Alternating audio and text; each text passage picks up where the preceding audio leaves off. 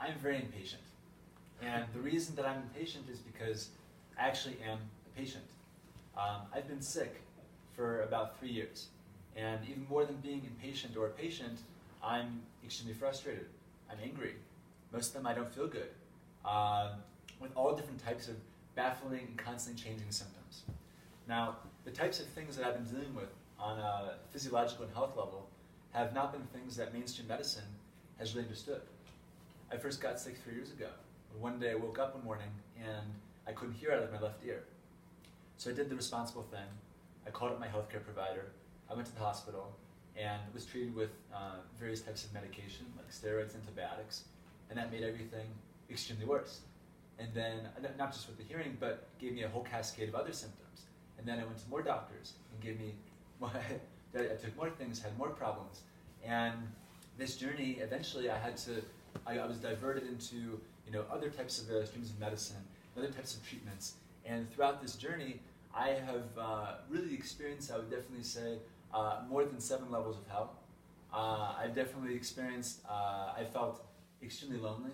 I felt in so much pain you cannot possibly imagine, some of which that my roommates here at the Den have witnessed personally.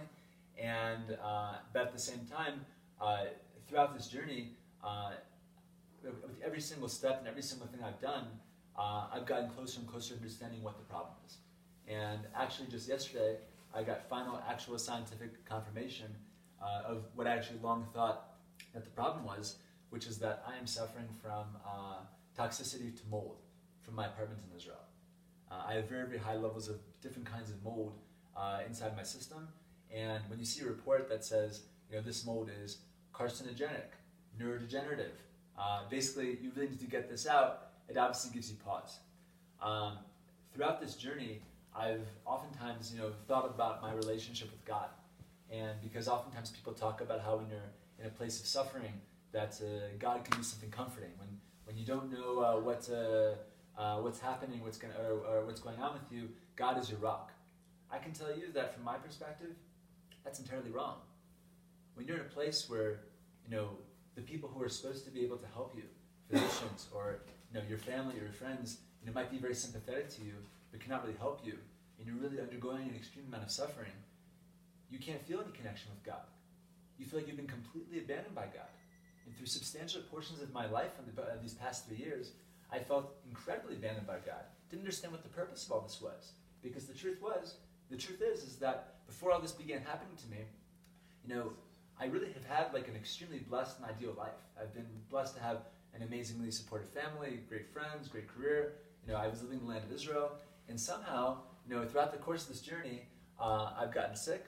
I've become an expert on all different types of different modalities of medicine. I have found things that work, at least for some people, sometimes for me, sometimes not for others. I've been literally taken all the way across the world to Denver, Colorado, of all places, due to this environmental illness. And I constantly am asking God, what is going on? Why me? In every single step of the journey, things just keep on getting weirder and weirder.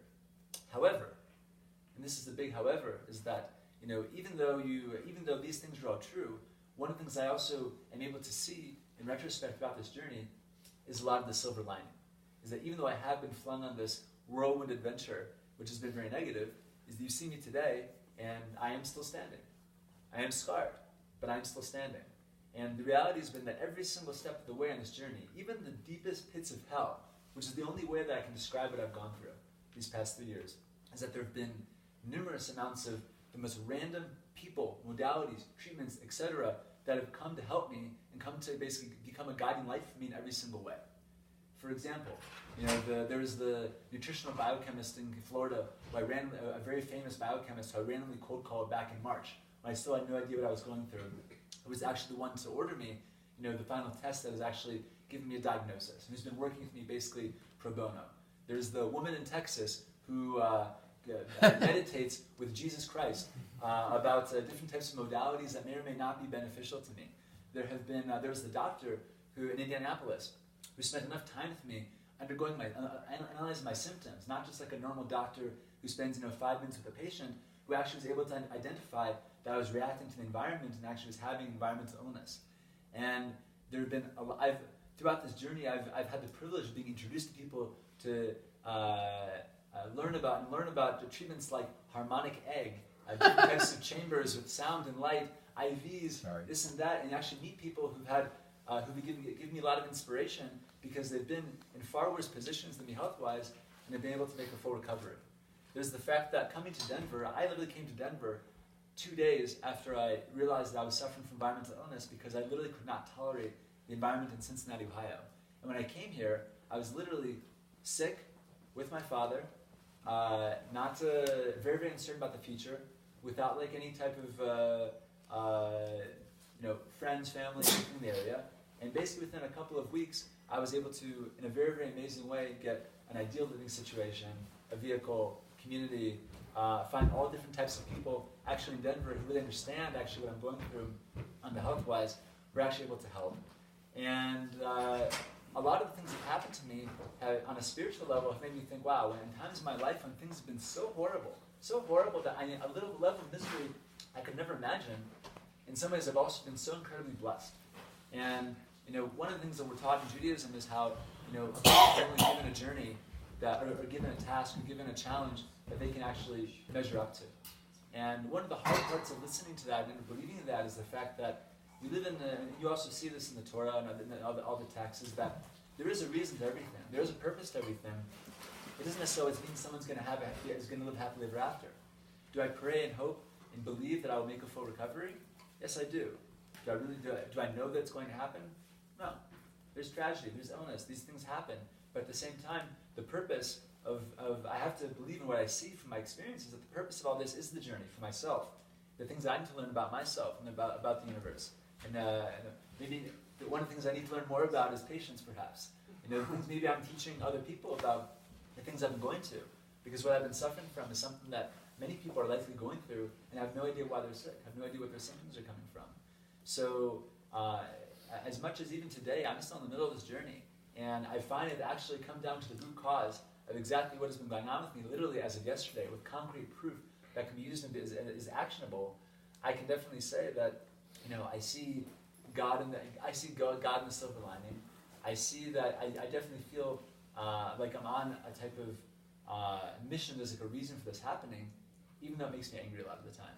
And so I think that what this means for all of us is that, look, all of us are going to have different types of journeys and afflictions that we never imagined was possible. And as you get older, people do either get sick or have financial struggles or marital struggles or things like that. People's lives devolve and can oftentimes devolve into a period of hell that they never imagined.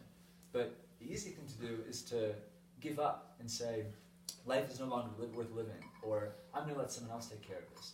But that's when a person has to ask themselves, has to feel something inside of them to see, do you have the drive and will to make things better?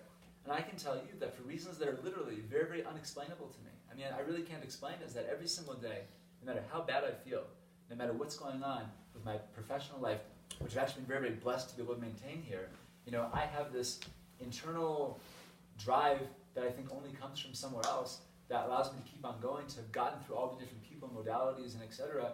that have gotten me to the place I am now, which is in this living room in Denver, Colorado. So all I can say is that we don't necessarily know what the purpose is for the struggles we go through, but we have no choice other than to persevere because, that's the only choice.